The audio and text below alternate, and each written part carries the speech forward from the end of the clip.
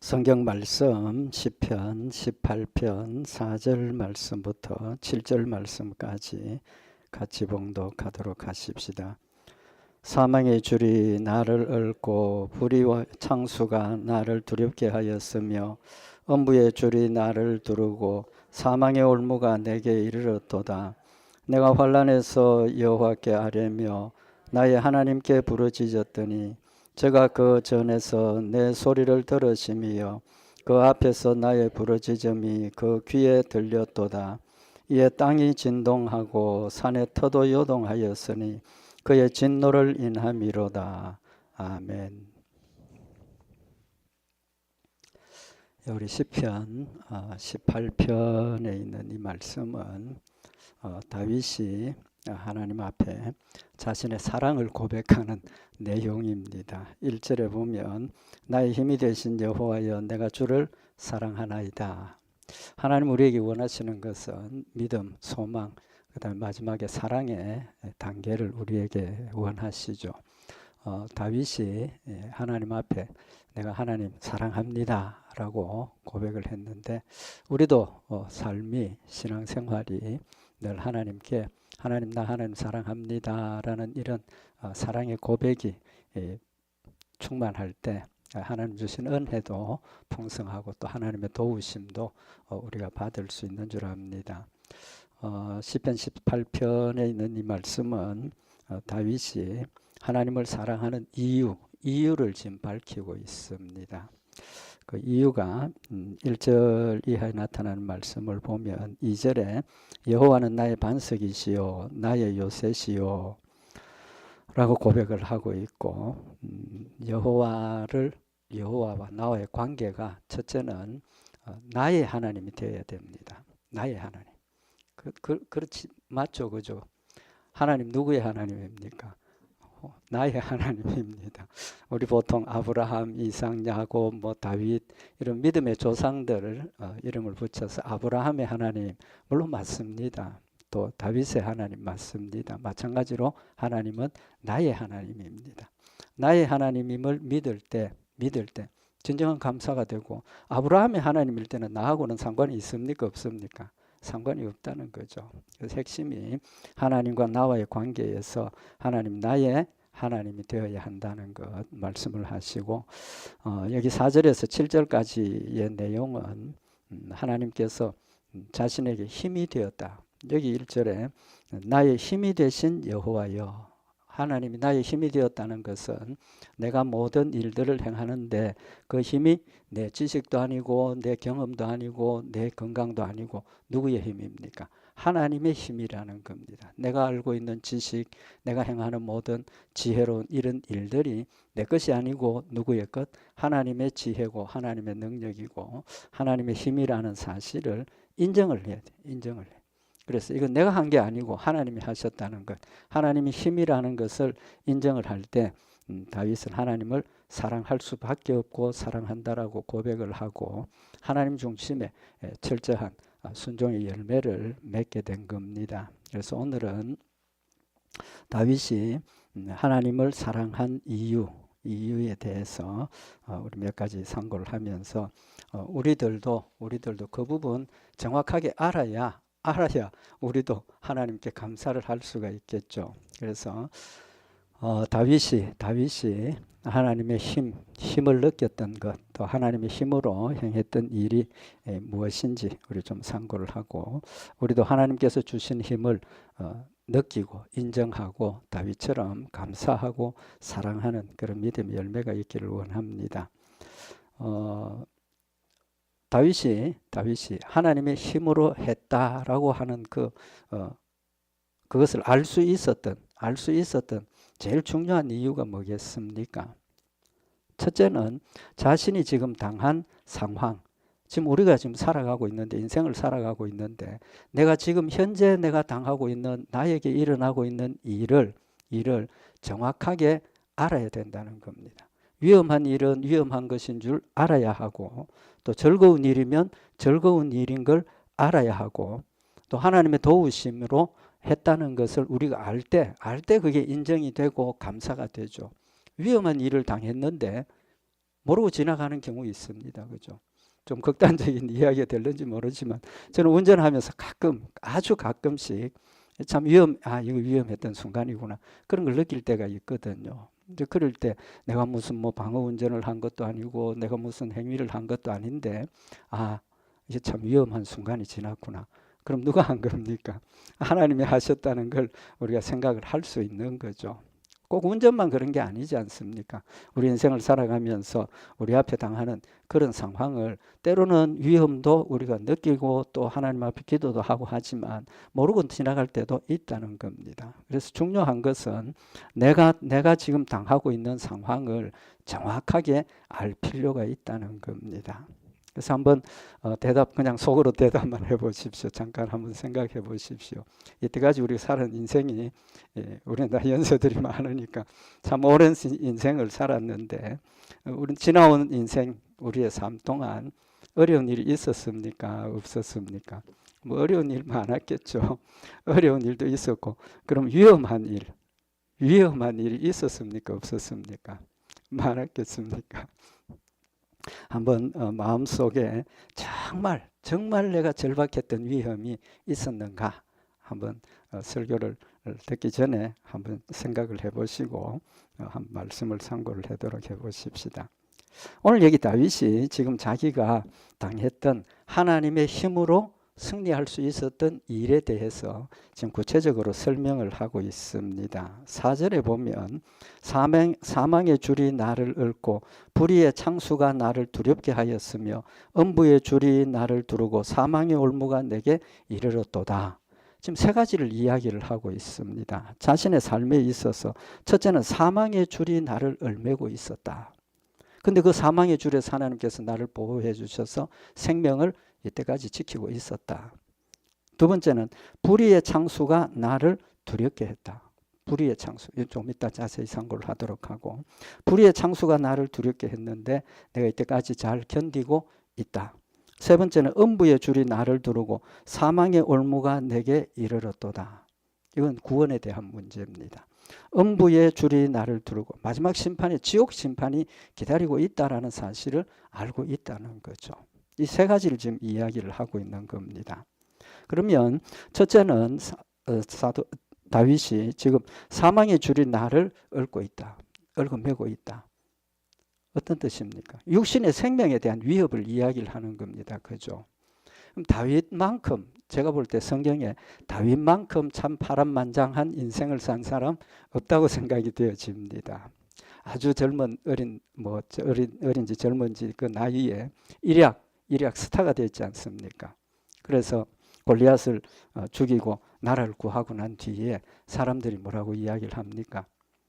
사울을 죽인 이는 천천히고 다윗은 만만이고 그런 아주 영광스러운 모습의 일을 했던 이제 그런 상황이 있었던 사람입니다. 그런데 어땠습니까? 그것 때문에 죽음의 위협에 늘 빠지게 되는 거죠. 사울 임금이 가만 놔두면 안 되겠다는 거죠. 나는 천천히인데 다윗은 만만이니까 남은 게 뭡니까? 백성들이 순식간에 사울을 치우고 다윗을 왕으로 세울 수 있겠다. 그 생각을 한 거죠.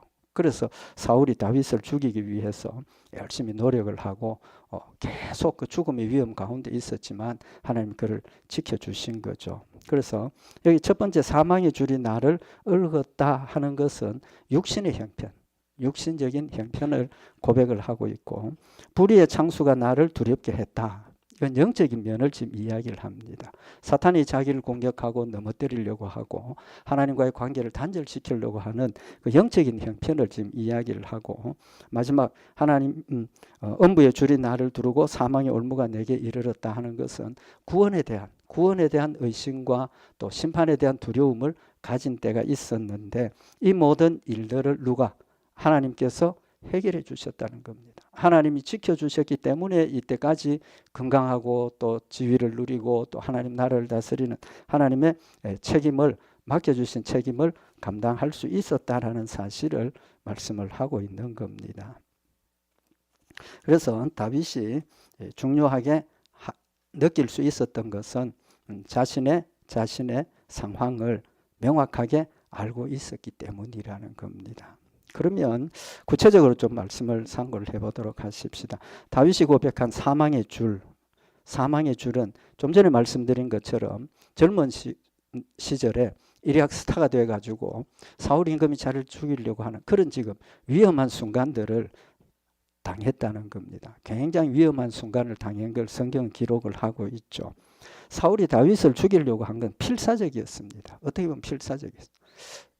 사울이 하나님의 영을 받고 왕으로 임명을 받아서 나라를 다스리고 있다가 교만해지고 하나님의 뜻을 거역하고 이렇게 되니까 하나님 그를 버리시고 다윗을 왕으로 세우시기로 작정을 했는데, 성경에 보면 사울이 하나님의 믿음에서 떠난 순간에 악신이 그에게 들렸다. 성경에 그렇게 되어 있죠. 그래서 사무엘상 18장 10절에 보면 그 이튿날 하나님의 부리신 악신이 사울에게 힘있게 내림에, 가끔씩 가다가 악령이 사울에게 임해서 사울이 막 이상한 행동을 하고 이러니까 신하들이 사울에게 제안을 합니다. 임금님, 이 일을 해결할 수 있는 일은 하나님의 은혜와 하나님의 찬양으로 할 수밖에 없습니다. 그래서 다윗이라는 젊은이가 악기를 잘 타고 또 찬양도 잘하고 이러니까 그가 임금이 좀 이렇게 악령에 의해서 힘을 들 때 수금을 타고 찬양하면 낫겠습니다. 그렇게 권면을 하죠. 그래서 사울이 다윗을 불러서 옆에 있게 합니다. 그래서 여기 사무엘상 18장 10절에 하나님의 부리신 악신이 사울에게 힘있게 내림에, 여기 사울에게 이 악신이 내린 게 하나님이 힘이 없고 하나님이 그 하신 게 아니라 하나님이 부렸다는 거예요. 하나님이 그를 깨우치시고 하나님이 회개하기 위한 그런 목적이 있었습니다. 그건 다음에 또 더 말씀을 상고를 하도록 하고, 어쨌든 사울에게 힘있게 내리며 그가 집 가운데서 야려하는 거로 막 이상한 이 행동을 했다는 거죠. 다윗이 평일과 같이 손으로 수금을 타는데 때에 사울의 손에 창이 있는지라 그가 스스로 이르기를 내가 다윗을 벽에 박으리라 하고 그 창을 던졌으나 다윗이 그 앞에서 2번 피하였더라. 사울이 막 이상한 짓을 하고 있는데 다윗이 그 앞에서 수금을 타고 안정을 찾게 하는데 창으로 던져서 찔렀다는, 가까운 거리에 있는 거 아닙니까?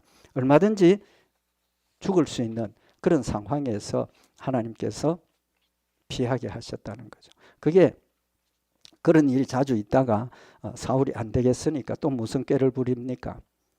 이건 내 손으로는 못 죽이겠다.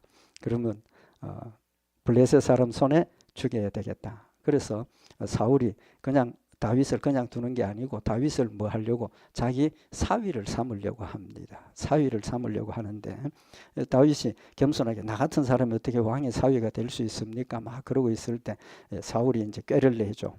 다윗에게 신하를 시켜서 네가 가서 블레셋 사람의 양피 100개를 가져오면 내 사위 삼겠다. 다윗이 가서 블레셋 사람 200명을 죽이고 양피를 가져오게 되는 겁니다. 하나님께서는 사울을 지켜주셨어요. 다윗을 지켜주셨어요.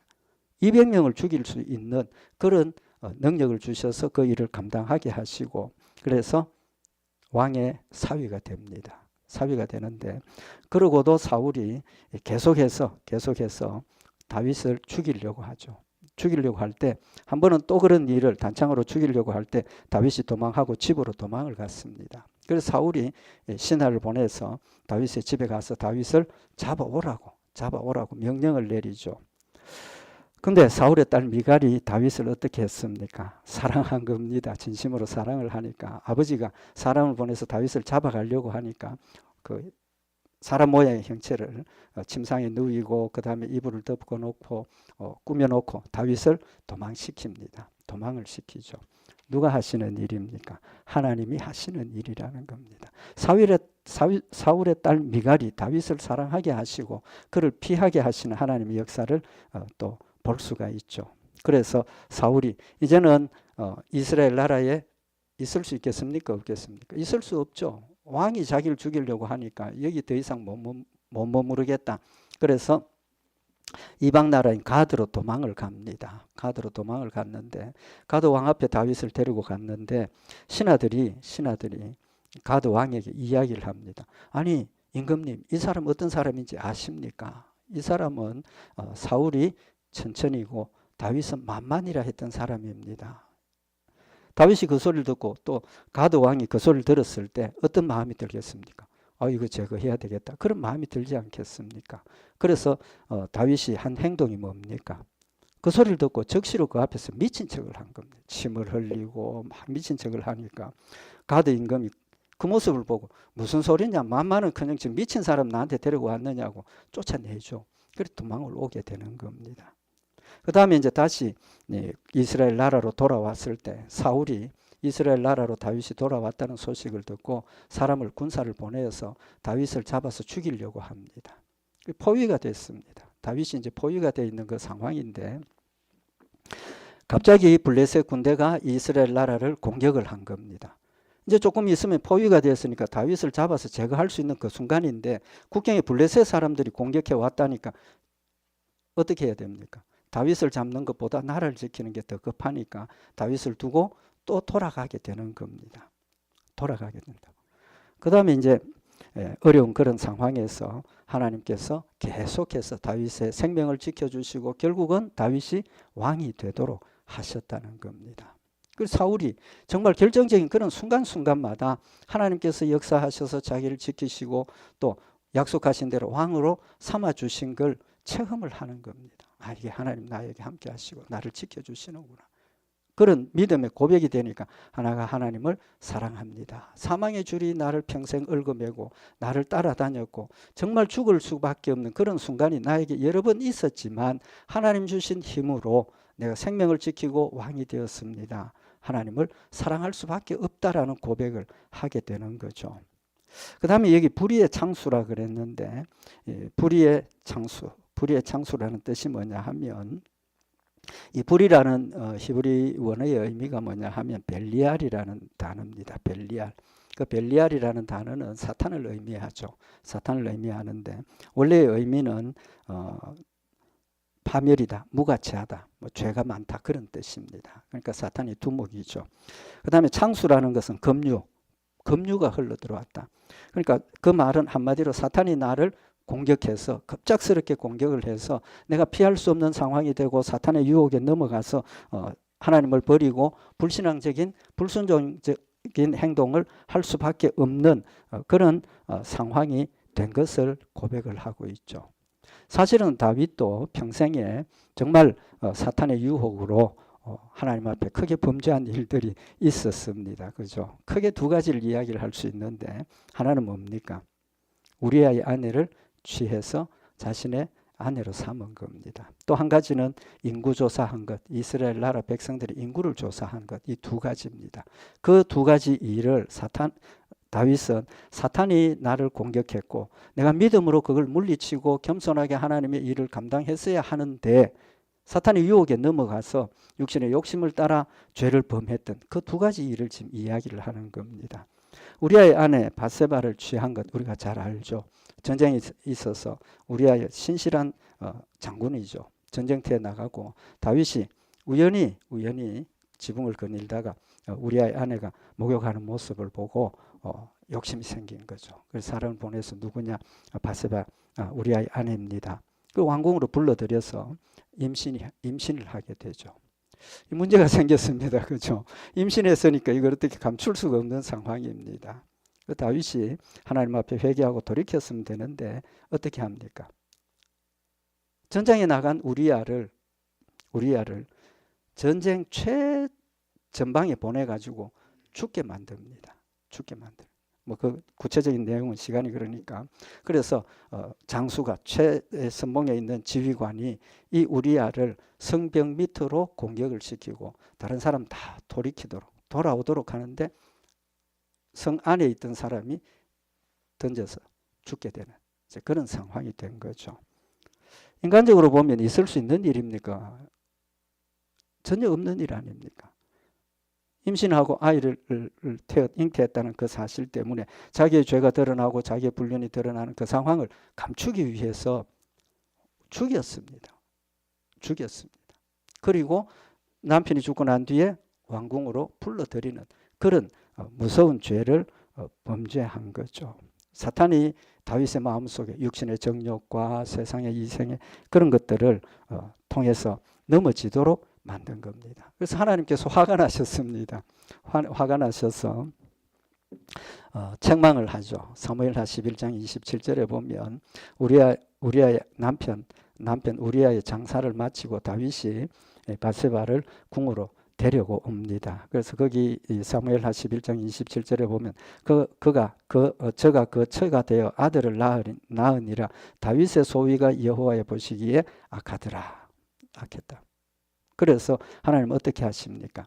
나단 선지자를 다윗에게 보내시죠. 사무엘하 12장 13절에 보면 다윗에게 나단 선지자가 와서 이제 죄를 지적할 때 다윗이 나단에게 이르되 내가 여호와께 죄를 범하였노라 하매 나단이 다윗에게 대답하되 여호와께서도 당신의 죄를 사하셨나니 당신이 죽지 아니하려니와.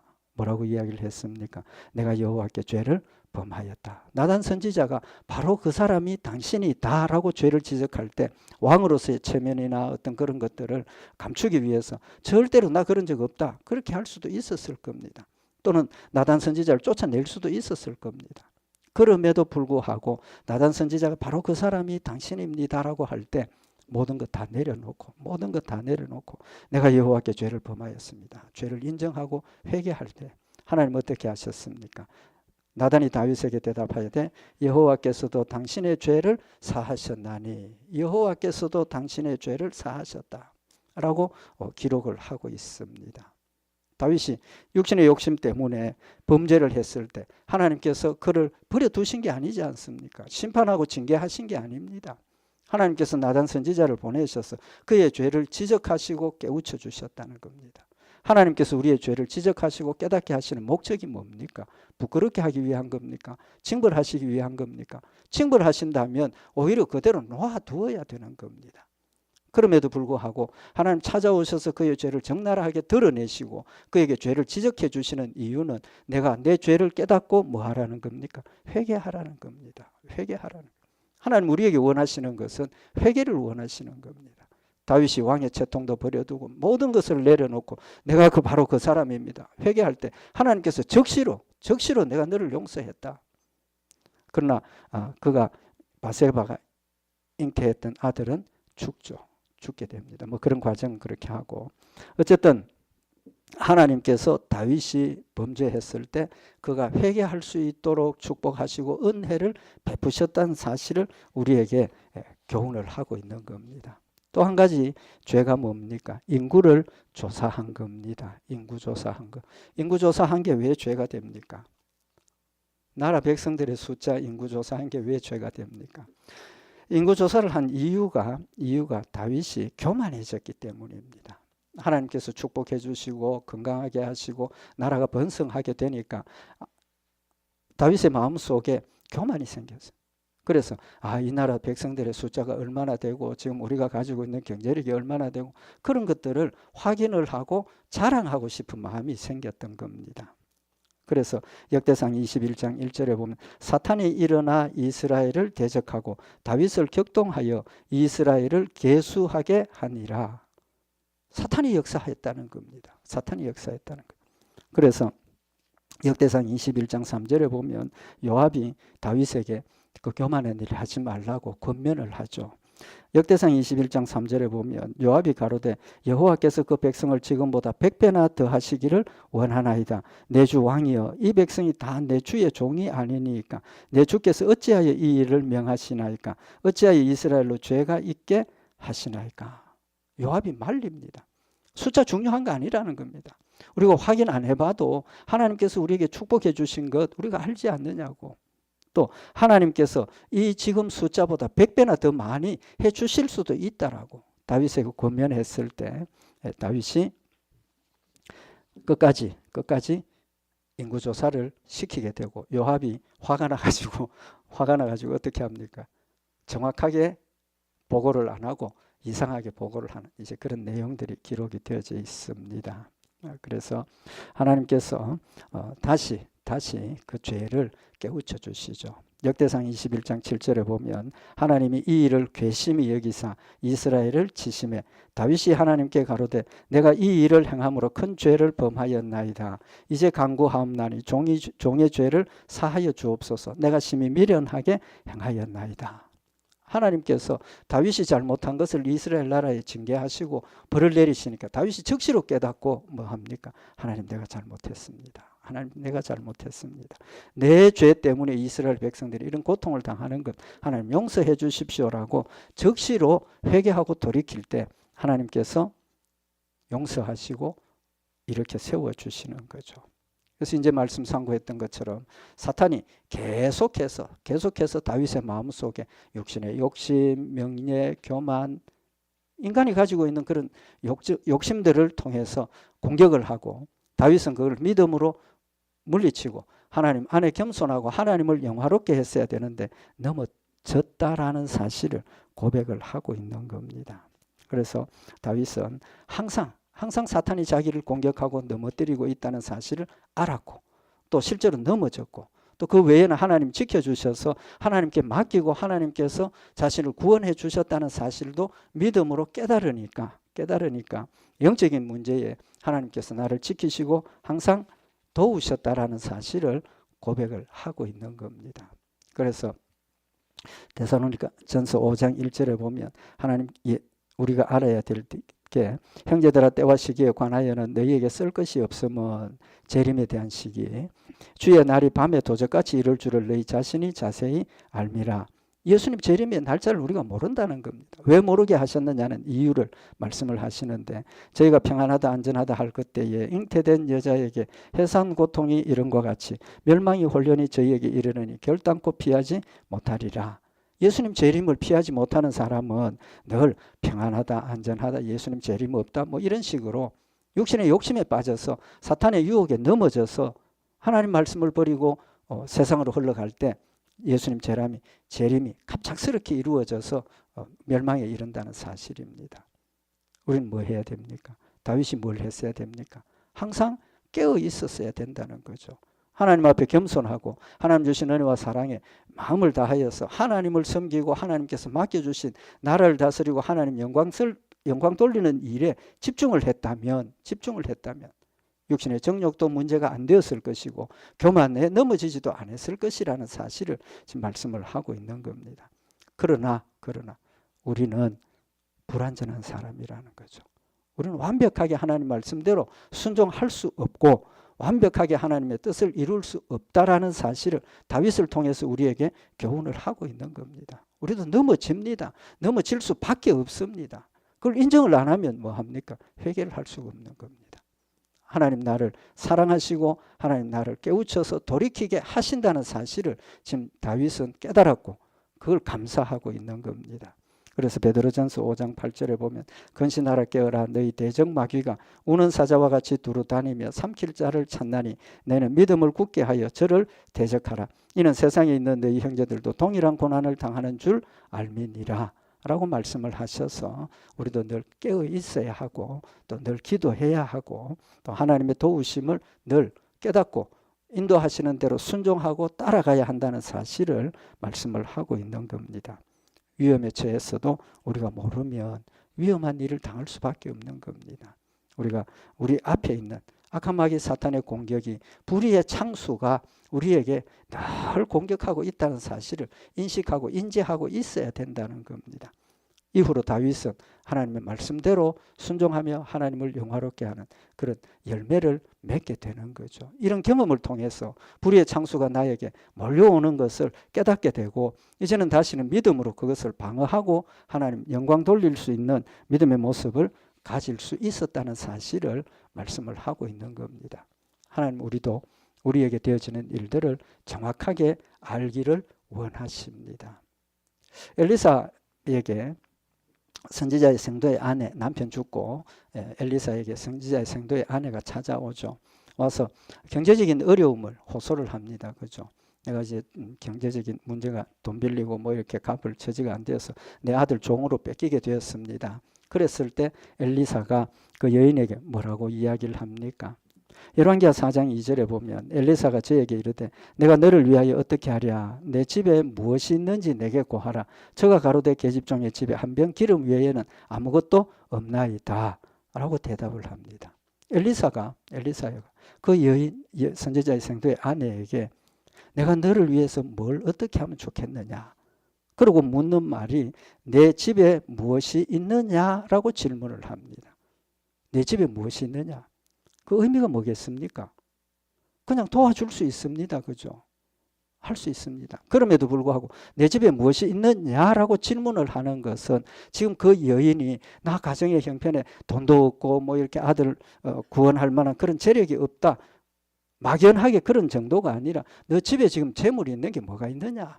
뭐라고 고백을 합니까? 기름 한 병밖에 없습니다. 왜 그런 질문을 했겠습니까? 그 여인에게 지금 네가 처하고 있는 그 절박한 상황이 얼마나 되는지를 명확하게 가르쳐 주시는 겁니다. 깨우쳐 주시는 거예요. 무슨 의미가 있습니까? 우리도 지금 내가 처하고 있는 현실이 평안하다, 안전하다, 하나님 주신 은혜 가운데 기쁨이 넘친다. 그럴 때가 아니라는 겁니다. 평안할 때도 뭐 해야 됩니까? 깨어서 지금 내가 무엇을 해야 하는지, 하나님 나에게 주신 이 평안의 목적이 무엇인지, 하나님 나에게 주신 이 사랑의 열매가 무엇이어야 하는지를 깨어서 하나님의 뜻을 생각하고 하나님을 위해서 우리의 삶이 바로 서야 한다는 사실을 지금 우리에게 교훈을 하고 있는 겁니다. 소경이 예수님께 찾아왔습니다. 좀 도와주십시오. 그때 예수님이 뭐라고 말씀하십니까? 마태복음 20장 33절에 가라사대 너희에게 무엇을 하여 주기를 원하느냐? 소경이 예수님 좀 도와주십시오 하고 찾아왔는데 뭐 때문에 찾아왔겠습니까? 돈 좀 달라는 거겠습니까? 아니지 않습니까?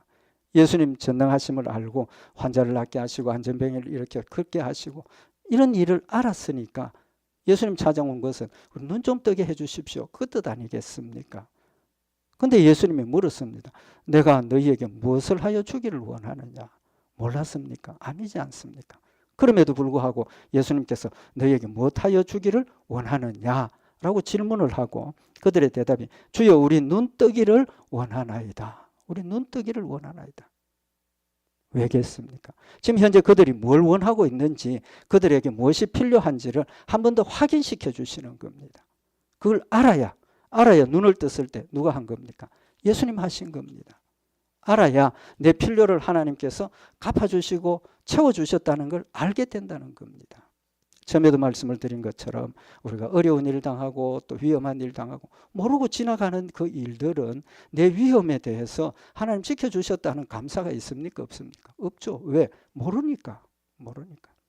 그래서 하나님께서는 항상 우리에게 원하시는 것은 내 현재의 상황과 내 필요가 무엇인지 또 하나님의 도우심을 느낄 수 있고 깨달을 수 있도록 자기 자신을 하나님 앞에 내어놓아라는 사실을 말씀을 하고 있는 겁니다.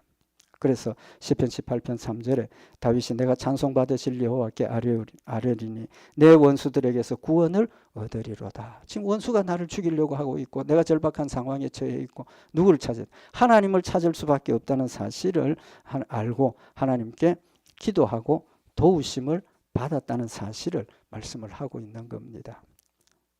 한 가지만 더 말씀을 드리십시다.